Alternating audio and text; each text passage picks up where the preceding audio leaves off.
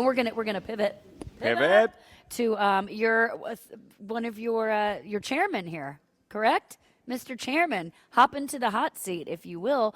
We're going to pivot and talk to John Craddock. He is the TXTA Foundation Chair. He has Craddock Moving and Storage. You can head over to Craddock, CRADDOCK moving.com. Now, this, by the way, is a different Craddock, because, John, I grew up in Texas, and I worked for Kid Craddock, who was a big radio guy around here for a long time. He was my mentor. So, different Craddock. Same fun, I'm going to guess. Welcome, oh my good God, morning. Oh, my God. Have you ever sit at the auction with this man? I haven't. We were there one night. He gets all the vacations. He gets all the groovy stuff. And all of it for education, too. All of it. I'm donating a vacation this year, so I'm not going to buy one this year. What are you donating this year? A trip to Belize. Oh, nice. At, what is the hotel? Victoria House. It's an amazing hotel. It's one of the best vacations that I've ever taken. So I wanted to recreate it for some of our guests. I would like to start the bidding at $1. I don't think you're going to get it. Oh, so close, so close. I hope not. I hope not, too. Let's talk about that really quickly, by the way, and then Lindsay's got some questions for you as well. Sure. Tell people why it is they have that wonderful, wild, strange, and stirring auction. All that money, tell them what that money goes to. So the majority of our money will go to scholarships for dependents of our members, academic scholarships, but it also goes to trade scholarships, primarily in CDL and diesel tech. And that is something that we have grown over the past probably 5 years, but really over the past 2 years, we've grown it significantly. So we went from literally giving away about $5,000, not one scholarship, $5,000 just a few years ago, and now this last year we're going to give away $75,000 in trade scholarships. So we've made a significant jump in the past few years, but we feel like we're all headed in the right direction because we want to get back to our industry. The diesel scholarships, by the way, Lindsay, are so crucial because it used to be like, you could actually hang out with your dad under a tree and pick up a lot of information as a kid and then eventually make your way to become a diesel mechanic. Yeah. Great, terrific, wonderful. It's gotten expensive to learn that trade because of all the computers that are involved with it now, all the diagnostics involved with it now. It really takes a little bit of lifting. If you can get somebody through that lift, they can make a really good living and be a really great contributor. Because, people will talk about driver shortages.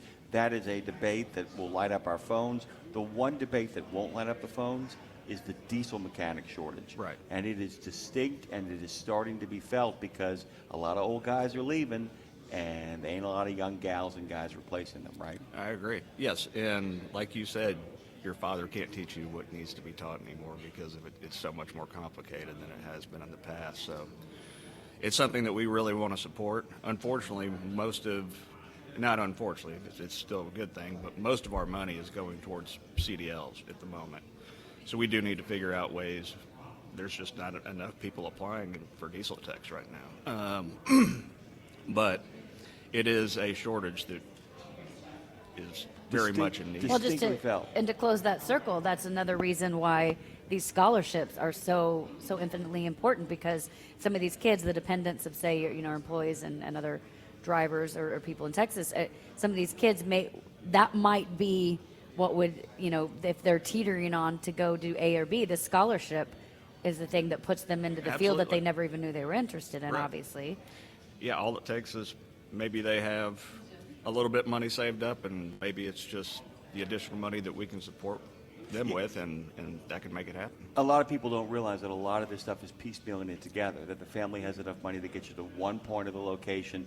But it's about, like I said, if you look at college or trade school as a journey, money will get you so far, and that is literally what happens here. Like, we can get you through this, we can get you, but at some point you got to seal the deal, and it isn't as easy in a vocational school to get the scholarship from the school as it is in kind of the accredited academic institutions. The accredited vocational institutions don't know their power yet. They haven't grown as much as we would like them to, and this, in a long way, the more students we can get there to show the need, the faster they will grow. Right. What are you looking forward to at the conference? What are you hoping to hear? Who are you hoping to talk to? What conversations do you want to dig into? As far as just trucking in general? Yeah. We'll get to the late night conversations in a minute. That'll be next. very different question. You know, I forgot who's actually speaking tomorrow in That's the okay. morning. That's okay. There's a lot of stuff you guys got on your plate. That's why I asked John at the top. I said, kind of give me a laundry list of the kind of stuff you're looking at. Yeah, like what if you were going to sit down and hold court, so to speak? What is the topic that would be front of your mind? Tort reform, for sure. We had a tough battle this last session, and it didn't really go our way, but came very close. But I think tort reform is on everybody's mind. It is, insurance prices are skyrocketing because of trial lawyers.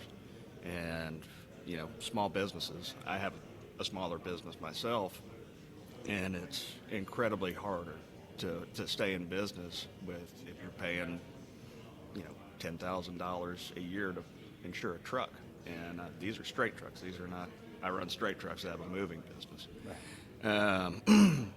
But I think that's the number one topic on pretty much everybody's mind here. And I'd be hard-pressed to find somebody else who would think differently. It's also about keeping your spirits up, too, because, you've had some victories. Yeah. And that's the thing, too. It's very hard when you kind of get used to sort of getting the sense of, okay, we've got this figured out, and then you get a little bit of a setback that kind of sets in.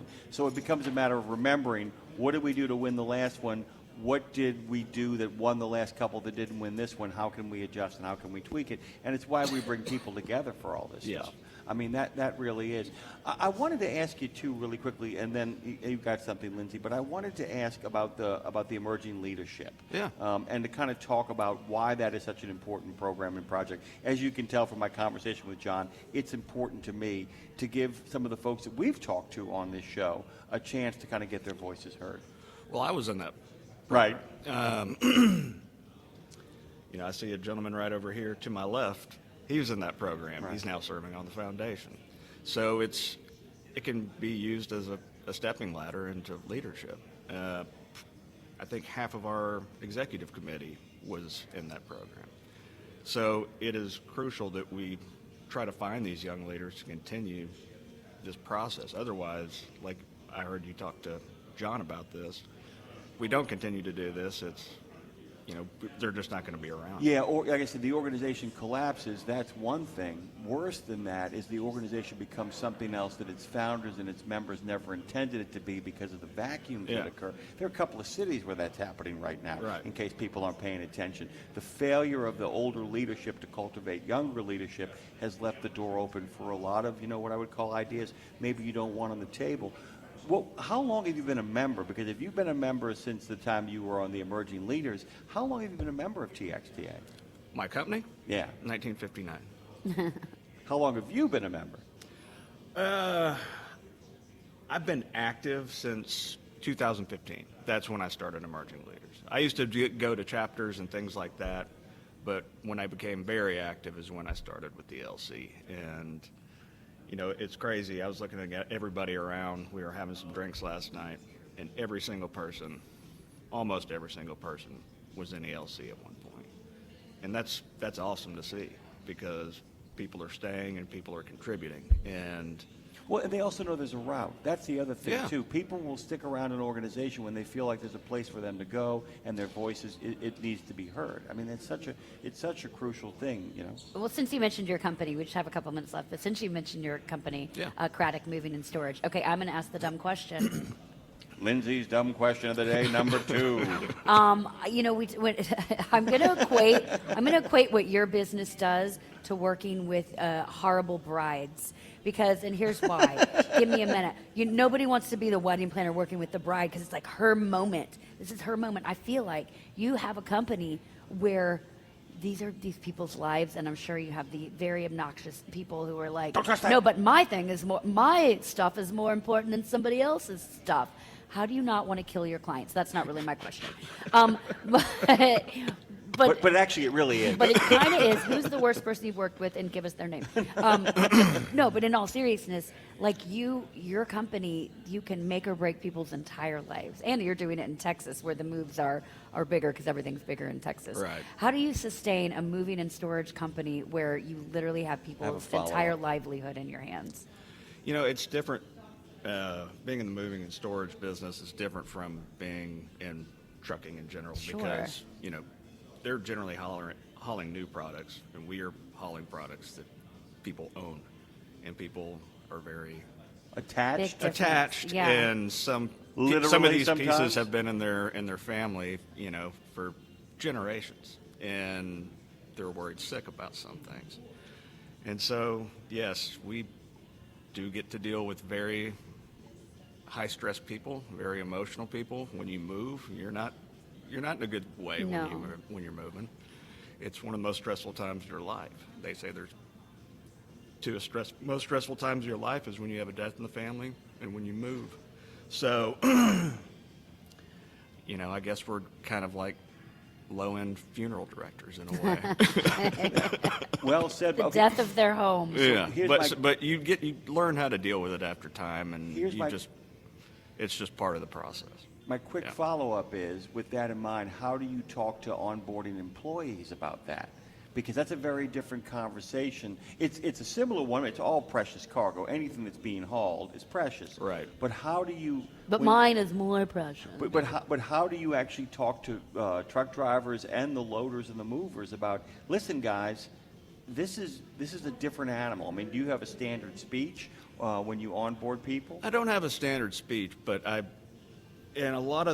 lucky in the fact that a lot of our employees have been doing this for a very long time. I have employees that have been there 20, 30. One just retired. He had been there 40 years. Retention is crucial. It must be crucial in your particular area. You can't afford a lot of turnover. You need, because that. Well, turnover is bad in any situation unless it has to be done, Right. But but anyway, you tell them, hey, they are going through a very stressful time, and these are their possessions, and we have to take care of them. Treat it like it's gold and not like it's just a piece of furniture. This is their property, and you have to be cognizant of that, and they're very worried about these things. We have a new producer over in New Orleans, and she's terrific. She also hasn't learned to bully my ass. We got to get the hell out of here, man. I'll bully your ass. Thank you very much. Hitting Lindsay, him get real us hard. out of here. Madison with the T, get us out. Thank you so much, guys. And thank you to join us, John Craddock. Thank you. You can head over to craddockmoving.com. That's CRADDOCK moving.com. He is making things happen with TXTA. Thanks for your time. Thank you.